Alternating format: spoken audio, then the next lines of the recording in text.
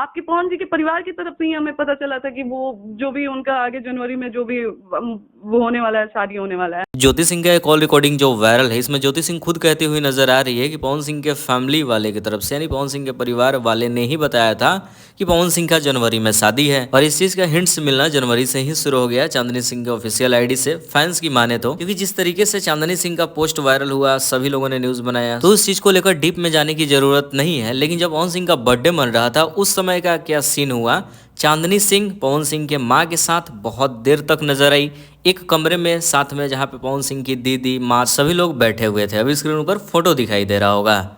बाकी भोजपुरी के और भी कलाकार पहुंचे हुए थे, ऑलमोस्ट सभी लोग पहुंचे हुए थे। लेकिन वहां पे चांदनी सिंह स्पेशल ड्रेस में, स्पेशल कमरा में क्यों, ये सवाल फैंस का है। क्योंकि चांदनी सिंह का ड्रेसअप से तो लग नहीं रहा था कि बर्थडे मनने गया है।